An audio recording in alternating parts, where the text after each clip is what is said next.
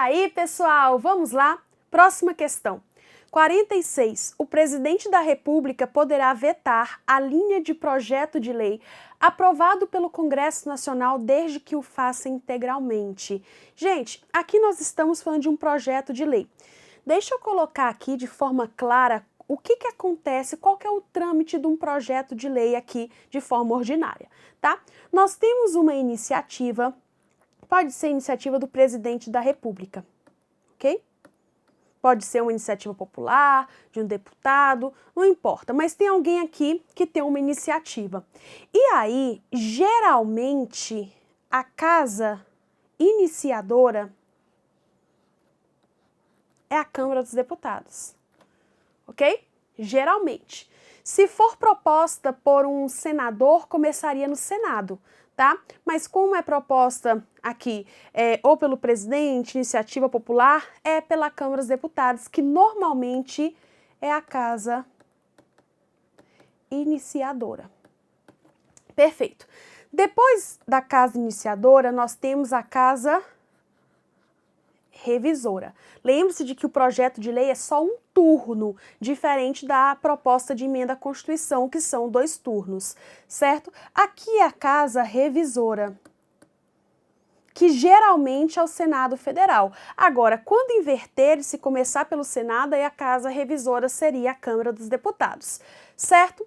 Gente, é o seguinte, um projeto de lei passando pela casa iniciadora e ela concordando, vai para a casa revisora. A casa revisora também concordando, manda para o presidente da República. Ocorre que existe a possibilidade da casa revisora emendar o projeto de lei.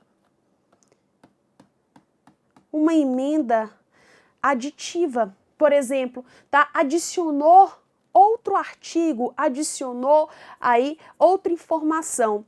Se houver uma emenda, volta para a casa iniciadora. Mas, professor, e se for uma emenda redacional? Se for uma emenda redacional, manda para o presidente, não precisa voltar para a casa iniciadora, tá? Erro, por exemplo, né, ortográfico, manda diretamente para o presidente. Só que se essa emenda não for emenda redacional, for supressiva, for para adicionar alguma coisa, tem que voltar para a casa iniciadora. O que muita gente confunde é o seguinte, pessoal, se a casa iniciadora aprovar essa emenda redacional do projeto de lei, ela envia para o presidente. Se ela não aprovar, ela volta, manda voltar aí para o Senado Federal? Não, também envia para o presidente. Ou seja, ela envia para o presidente com ou sem a emenda do Senado. Sabe o que significa dizer isso daí? E a doutrina fala isso, né? Claramente que a casa iniciadora tem mais força do que a casa revisora. E tem mesmo, porque a palavra final é dela. Se ela quiser com emenda, ela manda para o presidente. Se ela quiser sem emenda, ela manda para o presidente. Então é ela quem decide, é a casa iniciadora, que geralmente é a Câmara dos Deputados, certo? Ok. Foi para o presidente. O presidente pode sancionar, sanção, ou pode vetar, tá? Existe aqui o veto ou a sanção, certo? Se o presidente ficar silente, nós temos aqui o prazo de 15 dias úteis, tá? Se o presidente ficar silente, significa dizer que ele sancionou. É a chamada sanção tácita. Não existe veto tácito, é a sanção tácita, ok? Depois aqui da sanção, nós temos a promulgação. A promulgação ela é feita pelo presidente da República em 48 horas. Se ele não fizer, pelo presidente do Senado Federal em 48 horas. Se ele não fizer, é o vice-presidente do Senado Federal. Certo? Beleza. Aí, depois da promulgação, vem a publicação.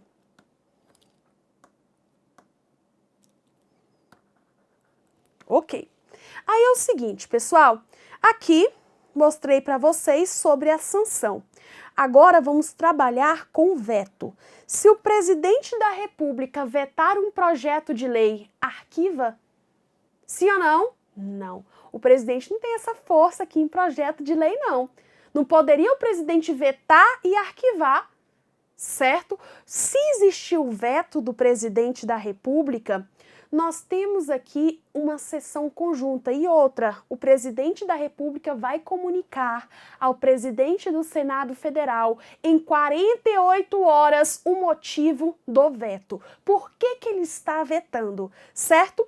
Aí é o seguinte, aqui vai existir uma sessão conjunta no prazo de 30 dias.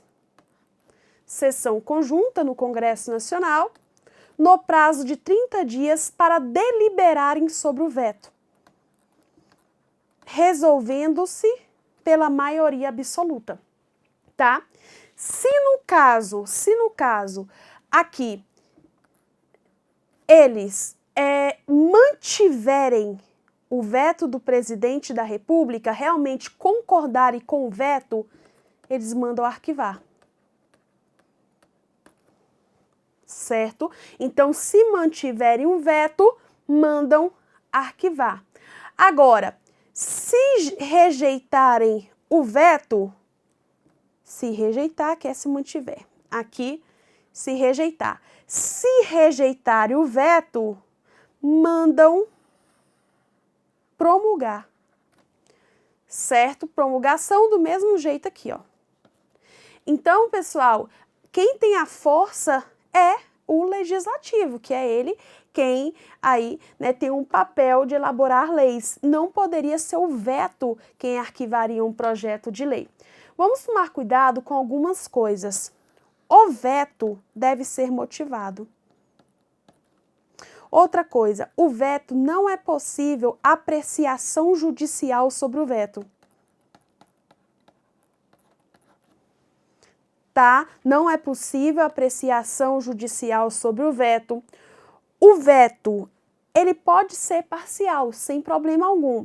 Pode vetar um parágrafo, pode vetar uma linha, certo? Pode vetar um artigo, só que toma cuidado. Caso o presidente vete, esse veto parcial tem que ser integral. Como assim? Por exemplo, tem escrito aqui no parágrafo, tá? Dispositivo tal. O presidente não pode vetar uma palavra ou uma expressão, certo? Se for para vetar, ele veta logo aqui o parágrafo todo, tá? Ou então a linha toda, ou então o inciso todo, mas ele não pode vetar palavras ou expressões. Só que eu não quero que você confunda. Por quê? Porque, pessoal, se falar em prova sobre o judiciário, se ele pode declarar inconstitucional uma palavra, você vai falar que sim. Judiciário pode declarar inconstitucional uma palavra, uma expressão. Agora, presidente não pode vetar palavras ou expressões, certo? Pode sim veto parcial, desde que seja no texto integral, tá bom? Certo. Então, sobre o veto, é isso aqui que nós temos de importante. Ah, mas uma observação. O veto pode ter alguns motivos. Um deles é porque o presidente acredita que seja contrário ao interesse público. Se o presidente acredita que seja contrário ao interesse público, é chamado de veto político. Tá? Se ele acredita que seja contrário ao interesse público, é veto político.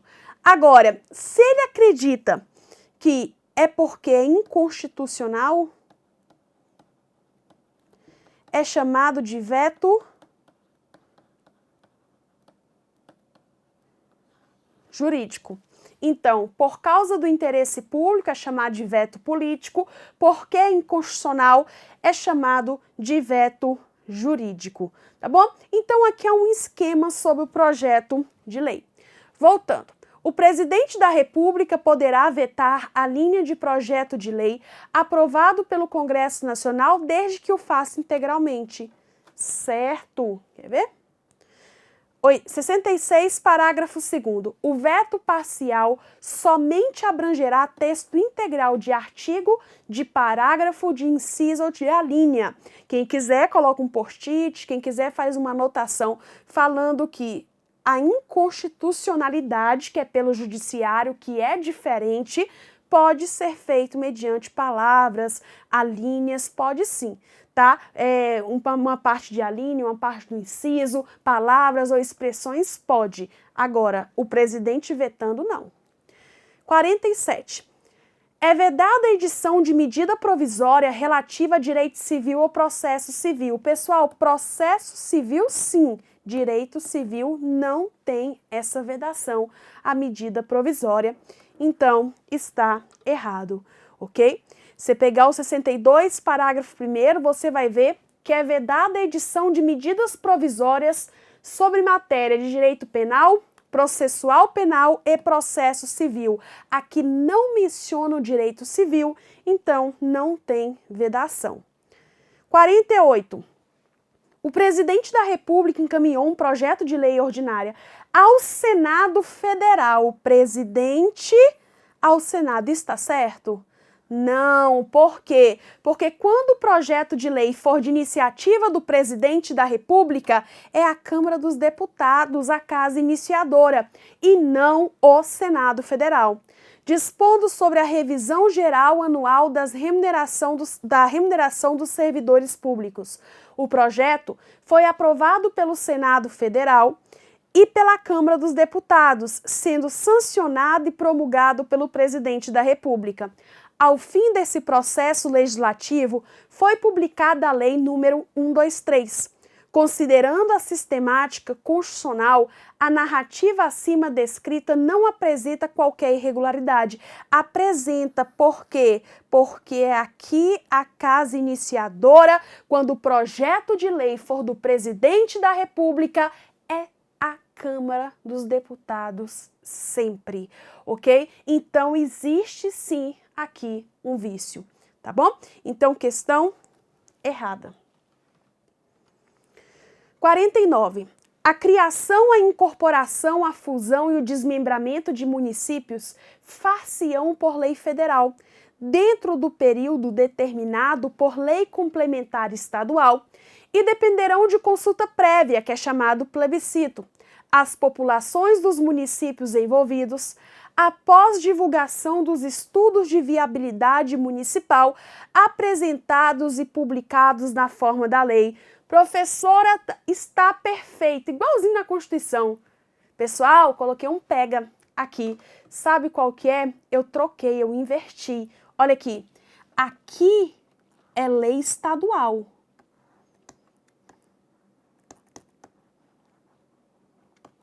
E aqui, dentro do período determinado por lei complementar federal. É essa a diferença. Eu troquei isso daqui. Gente, nós temos essa lei complementar federal? Não. Então, hoje não se pode criar municípios até que se faça uma lei complementar federal. Então, o erro está aqui, ok? Vamos lá? A criação, a incorporação, a fusão e o desmembramento de municípios far-se-ão por lei estadual, dentro do período determinado por lei complementar federal e dependerão de consulta prévia mediante plebiscito às populações dos municípios envolvidos, após divulgação dos estudos de viabilidade municipal apresentados e publicados na forma da lei, ok? 50. Os ministros de Estado são processados e julgados pelo STF nos crimes comuns e nos crimes de responsabilidade, salvo nos crimes de responsabilidade conexo com os do presidente, que eles serão processados e julgados pelo Senado Federal. Pessoal, ministro de Estado, seja crime comum, seja crime de responsabilidade, são julgados no STF. Ok? Tanto em crimes comuns quanto crimes de responsabilidade são julgados no STF. A exceção que nós temos é o seguinte: quando o crime for de responsabilidade, aqui, se for conexo com o do presidente da República, se for conexo com o do presidente da República, será julgado no Senado Federal. Mas, para ser conexo, tem que estar escrito em prova que é conexo. Se não estiver escrito nada, você vai falar que a competência é do STF. Aí, nós temos um entendimento interessante sobre isso. Se você pegar a competência da Câmara dos Deputados, você vai ver aí, né, falando o seguinte, no 51, que compete à Câmara dos Deputados autorizar a instauração do processo contra o presidente da República, vice-presidente e ministros de Estado. Certo? Então, professora, significa dizer que para o ministro de Estado ser processado, tem que, no caso, ter a autorização da Câmara dos Deputados. Sim. Só que o entendimento que nós temos é: essa autorização é apenas se o ministro de Estado cometer um crime de responsabilidade conexo com o do presidente da República. Então, essa autorização da Câmara dos Deputados, esse juízo de admissibilidade, é só se o ministro de Estado cometer um crime de responsabilidade conexo com o do presidente da República. Ok? Beleza. Então, aqui a resposta está correta. Os ministros de Estado são processados e julgados pelo STF nos crimes comuns e nos crimes de responsabilidade, salvo nos crimes de responsabilidade conexo com os do presidente, que eles serão processados e julgados pelo Senado Federal. Questão 51. Compete ao STF processar e julgar originariamente mandados de segurança e habeas data contra atos de ministros de Estado. Pessoal, aqui é o seguinte, muda um pouco, porque aqui está falando de MS e HD. Deixa eu falar uma informação importante. Se em prova falar que o ministro de Estado está lá na ação popular como réu, onde que ele é julgado? Gente, ação popular é sempre primeira instância, em juiz. Mas é diferente de mandado de segurança e habeas data. Porque mandado de segurança e habeas data tem competência originária, tem como começar lá em cima, tá? Se for um ministro de Estado, começa no STJ. Se for o presidente da República, começa no STF. Se for, por exemplo, um governador, no Tribunal de Justiça, não é no STJ. Estou falando de mandado de segurança e habeas data. É no TJ, no Tribunal de Justiça. Secretário de Estado no Tribunal de Justiça. Então, em prova, falou de ministro de Estado, é no STJ e não no STF. A questão aqui, queria que você confundisse com crime comum e crime de responsabilidade. Porque crime comum e crime de responsabilidade, que nós falamos, é no STF, salvo se for conexo com o do presidente, que é no Senado. Só que mandado de segurança e habeas data é onde isso, no STJ. Anote essa informação. Então, a resposta aqui, ela está o quê? Errada. Não é no STF, e sim no STJ. Ok? 105. Compete ao STJ processar e julgar originariamente os mandados de segurança e os habeas data contra ato de ministro de Estado, comandantes da MAN, que é Marinha, Exército e Aeronáutica, ou do próprio tribunal. Questão de número 52. Já fizemos, quando um cargo público federal estiver vago, o presidente poderá extingui-lo por decreto. Sim, é o decreto autônomo. Fizemos essa daqui. Certo. 53, tá? Da eleição do presidente em 30 dias após a última vacância. Esse aqui nós fizemos também, né? Em julho do último ano do mandato de presidente, fizemos uma bem parecida. Cargo então ocupado pelo vice-presidente, em razão de vacância, o cargo de presidente vagou novamente. Então aqui foi no último ano do mandato. Nessa situação, o Congresso Nacional terá de realizar a eleição para cargo de presidente e vice em 30 dias após a última vacância. Fizemos uma bem parecida, certinho. Questão de número 54, extremamente importante. Eu amo essa questão.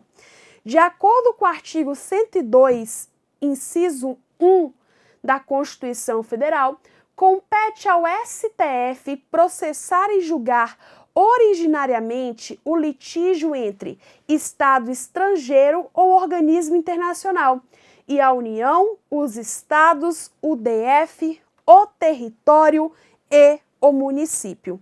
Pessoal, é o seguinte, Estado estrangeiro ou organismo internacional versus União, Estados, DF e territórios, quem julga é o STF. Agora, se for Estado estrangeiro ou organismo internacional versus município, é a Justiça Federal. E se for em grau de recurso ordinário, é o STJ. Então, olha como que pode confundir em prova. Toma muito cuidado porque a redação vem dessa forma, ok? Então, aqui, ó, Estado estrangeiro ou organismo internacional versus União, Estados, DF e territórios. É no STF, ok? Agora, se for contra o município, é na Justiça Federal, cabendo o ROC, recurso ordinário, para o STJ. Se falar em grau de recursos contra o município, é o STJ. Se falar só que foi contra o município, não falar que é em grau de recursos, é a Justiça Federal, ok? Beleza. Aí, aqui a questão está errada por quê? Porque aqui fala que compete ao STF processar e julgar originariamente o litígio entre Estado estrangeiro ou organismo internacional e a União certo, os Estados certo, Distrito Federal certo, território certo, mas município errado, porque município é Justiça Federal e se for em grau de recurso, o STJ, tá bom? 55. Em caso de iminente perigo público, a autoridade pública competente poderá usar a propriedade particular, desde que assegure a consequente indenização, independentemente da comprovação da existência de dano, que nesse caso é presumido. Gente, nós vimos isso aqui, que é no caso de requisição administrativa. Requisição administrativa é indenização ulterior, posterior, se houver dano. Perfeito? Se houver dano. Então, a questão está errada. Perfeito? Questão de número 56. Conforme texto constitucional vigente, a prisão de qualquer pessoa e o local onde se encontra terão de ser comunicado em até 24 horas ao juiz competente e à família do preso ou pessoa por ele indicada. Onde está o pega aqui? Não é 24 horas, é imediatamente, ok? Olha isso daqui, artigo 5º, 62, a prisão de qualquer pessoa e o local onde se encontre serão comunicados imediatamente ao juiz competente e à família do preso ou à pessoa por ele indicada. Então, a questão está errada. 57. Mesmo que o investigado ofereça resistência à ordem de prisão, não será possível o uso de algemas para conduzi-lo, uma vez que a Constituição garante que nenhum cidadão será submetido a tratamento desumano ou degradante. Pessoal, ofereça resistência à ordem de prisão, sim, tá? É possível o uso de algemas. E aí nós vamos pegar a súmula vinculante de número 11.